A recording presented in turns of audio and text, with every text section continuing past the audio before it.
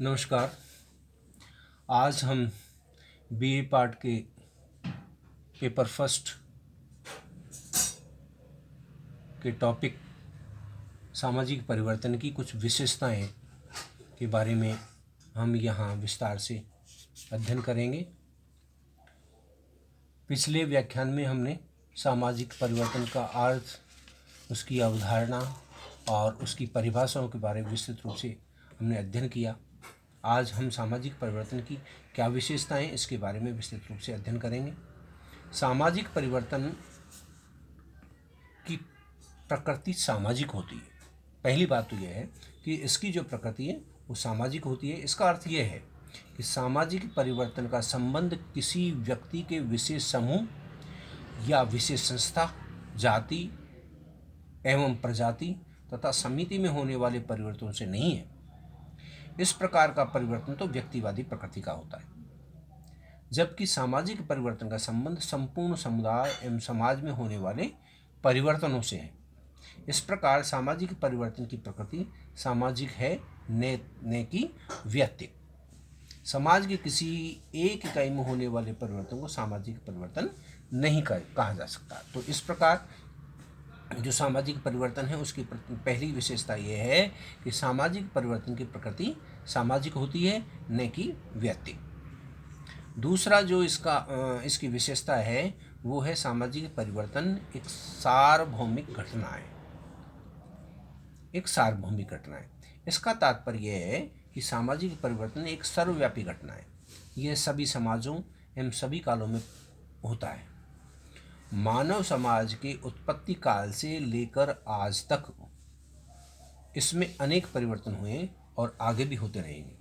मानव इतिहास में कोई भी ऐसा समाज नहीं रहा जो परिवर्तन के दौर से न गुजरा हो और पूर्णतः स्थिर व स्थायी हो। कोई भी समाज परिवर्तन का अपवाद नहीं है। यह अवश्य है कि विभिन्न कालों एवं समाजों में परिवर्तन की प्रकृति, गति एवं स्वरूप में अंतर जरूर हो सकता है, लेकिन ये एक सार्वजनिक घटना है, सार्वभौमिक घटना है। तो इस तरह परिवर्तन एक शाश्वत नियम है और जिससे कोई भी समाज अछूता नहीं हो सकता। बीरेस्टेड कहते हैं कोई भी दो समाज पूर्णतः समान नहीं है। उनके इतिहास और संस्कृति में इतनी भिन्नता पाई जाती है कि किसी को भी दूसरे का प्रतिरूप नहीं कह सकते। लेकिन यहाँ हम बात करते हैं किस विशेषता की, कि इसकी विशेषता है कि परिवर्तन एक सार्वभौमिक घटना है जो सभी समाजों में हो सकती है। ये बात अलग है कि किसी भी समाज में उस परिवर्तन की गति तीव्र हो सकती है, किसी भी समाज में परिवर्तन की गति कम हो सकती है, लेकिन ऐसा कोई समाज नहीं है जहाँ परिवर्तन नहीं होता हो।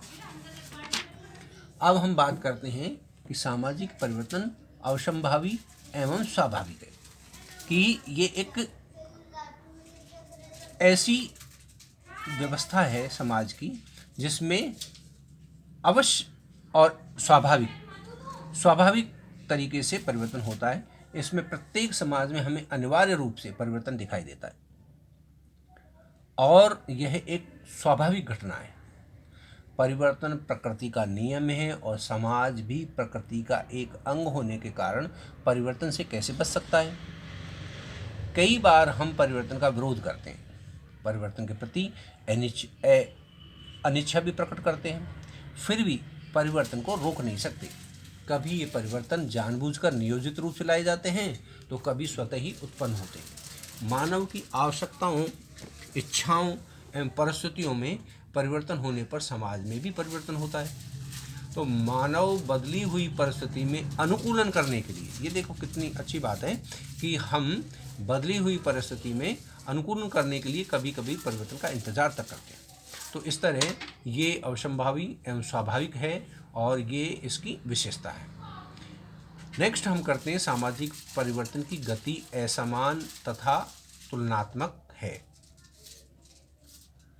सामाजिक परिवर्तन की गति असमान तथा तुलनात्मक है, यानी कि सभी समाजों की गति एक जैसी नहीं हो सकती। परिवर्तन की गति, सामाजिक परिवर्तन सभी समाजों में पाया जाता है, फिर भी सभी समाजों में इसकी गति असमान होती है। आदिम एवं पूर्वी देशों के समाजों में की तुलना में आधुनिक एवं पश्चिमी समाजों में परिवर्तन की गति तीव्र गति होती है। आदिम समाजों की अपेक्षा आधुनिक एवं पश्चिमी समाजों में परिवर्तन की गति तीव्र होती है। यही नहीं बल्कि एक ही समाज के विभिन्न अंगों में भी परिवर्तन की गति में असमानता पाई जाती है। भारत के ग्रामीण समाजों की तुलना में नगरीय समाज में परिवर्तन शीघ्र आते हैं।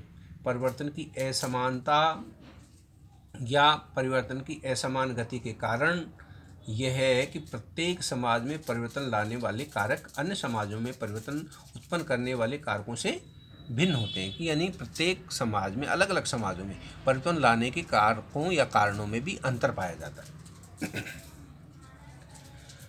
हम सामाजिक परिवर्तन की गति का अनुमान विभिन्न समाजों की परस्पर तुलना करके ही लगा सकते हैं। परिवर्तन का देश, काल एवं परिस्थितियों से भी घनिष्ठ संबंध है।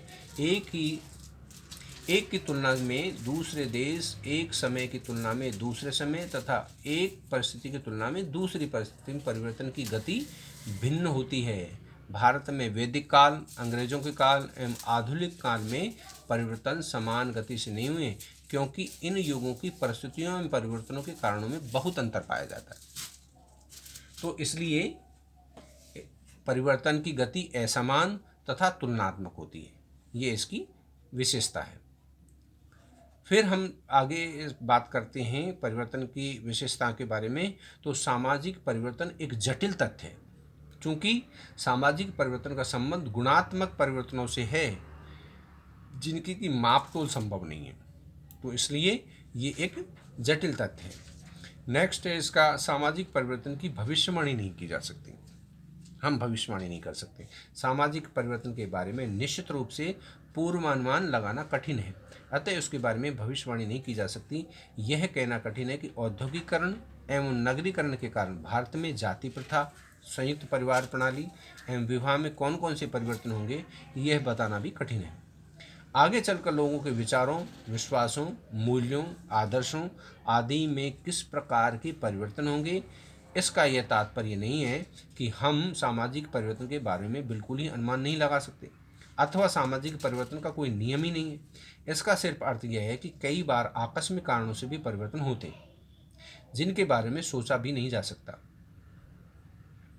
उदाहरण के रूप में औद्योगिकरण एवं नगरीकरण भविष्य में जाति प्रथा एवं संयुक्त परिवार प्रथा को विघटित कर देंगे, अपराधों में वृद्धि होगी तथा शिक्षा एवं नवीन कानूनों के प्रभाव के कारण भारत में अस्पृश्यता कम और धीरे धीरे समाप्त हो जाएगी। फिर भी किसी प्रकार के परिवर्तन आएंगे और उनका स्वरूप क्या होगा इसके बारे में निश्चितता से कुछ भी नहीं कहा जा सकता।